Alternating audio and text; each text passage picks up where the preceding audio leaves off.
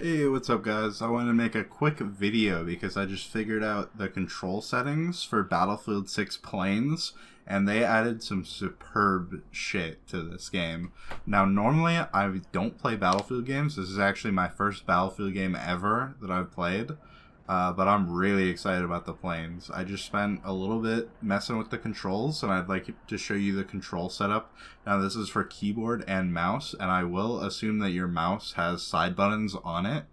And I come from a background of like Arma 3 and War Thunder, so this control layout is meant to duplicate the kind of layout that you'll get in that. So first I want to show you where you can actually mess with the planes without being in a match. So you'll want to go down to the community and find Ace Pursuit by BF Portal Official, and then just host this, scroll down, and then host locally. That means that no one else will be able to just randomly join your instance, your server.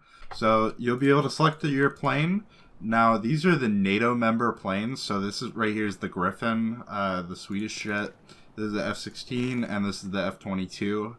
They just give it different names. I always select the F-22 if possible. I'm gonna turn down the volume so that you guys can hear me, but just normally leave that up because it's important to hear other fighters and stuff.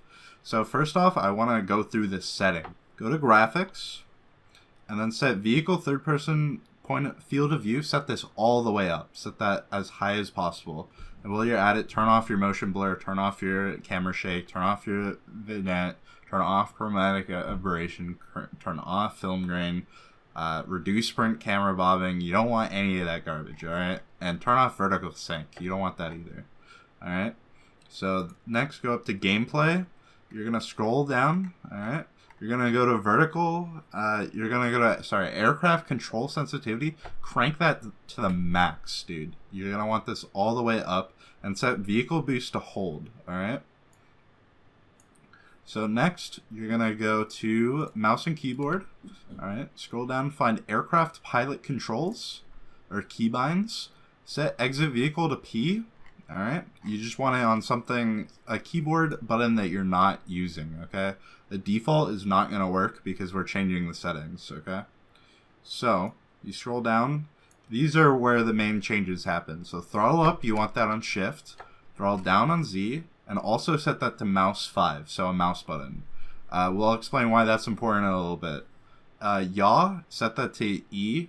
Q to yaw left to Q, yaw right to E. Pitch up, pitch down on W and S. This makes it so when you press W, it'll point the nose of the aircraft down towards the ground, and when you hit S, it'll pull it back up. Roll right and roll left, A and D. So you hit A, it'll roll to the left. The right wing will come up to the sky, and the left wing will go down, and the opposite for roll right. Set your free look. So you want to invert your free look here. So for free look up, you've set that to mouse down, and then free look down to mouse up. Now, I know you don't want it inverted, but there's some sort of bug with the settings here, and I'll have to explain that out to you later. Set free look to left alt. That's what I prefer. Set afterburner to shift, and also mouse 5. So you want that on the same mouse button as your throttle down. I'll explain why that's important. We're getting there. Set weapons. You just want to be able to shoot. You want to be able to zoom. Select your weapons. Make sure that's all appropriate. Make sure, though, when you come here that your activate weapon slots for your mouse buttons aren't the same button as the afterburner and the throttle down. Alright? So go back to gameplay. Go to your vertical look settings. And invert vertical flight aircraft should be off, or invert vertical look aircraft should be on. So it's under mouse and keyboard. Right at the top, make sure third person aircraft camera roll is on. So what that'll do is it'll roll the camera with the aircraft. So it may be confusing for some of you. So maybe turn it off, maybe turn it on. I like to turn it on. That's just what I personally recommend. Alright, now that we did all those settings, we can sit here on the hangar and we can test them out. So A, as you can see, actuates the flaps in such a way that it would roll you left and right. So if you don't know what that looks like, that's what this looks like. S should make them so that we go up, W should make it show we go down. Q should make us go to the left. E should make us go to the right. S, just tap it for a sec. You should see the afterburners light, and Z will slow you down. You'll see the flaps move out a little bit. They'll actuate out, and that just slows you down as well. And when, this is really special. So they added, I don't know if any Battlefield games have done this in the past. Like I said, this is my first Battlefield. But there's thrust vectoring in this game. It's absolutely insane. So when you press that mouse button that we assigned for the afterburner and the throttle down, when you press that mouse button and you do your keyboard controls, you can see the thrust is vectoring, and you can steer your aircraft stationary because it's actually vectoring the thrust. Alright, last thing before we get to takeoff, C, that works. This is your cockpit view. So if you like cockpit view in like Arma 3, for example, this is the view you'll like, and maybe crank the FOV up a little bit. So one side effect of this increased sensitivity is that the free look is a little bit touchy, but I think it's worth it for what we are going to get. If I find a way to make it not so touchy, I'll put it in the description and a pinned comment. Alright, so go and check that out and see if I figured out a way to do that. It's currently midnight. Sorry if I'm going a little bit crazy on you guys. Alright, last test before we get to flying. When you take your mouse and you push it forward on your desk pad, you should see the flaps go down. So that's the same effect as pressing S, alright? So, as you can see, when I push it forward, well, you can't see. I'm pushing the mouse forward. That's the same effect as pressing S, alright? And when you pull it back, it should be the same effect as pressing W. And when you go to the left, it should be the same effect as rolling. Alright, so rolling left and right. That's with the keyboard, and that's with the mouse. Alright, it's a little bit unsteady because my hand's just not that steady. But finally, go ahead and take off.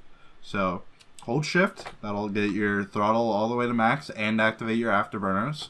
Now let it fly in a straight line, and slowly move the mouse forward. And moving the mouse forward will take your aircraft up in the sky. Moving it back will bring it back down towards the ground. Alright?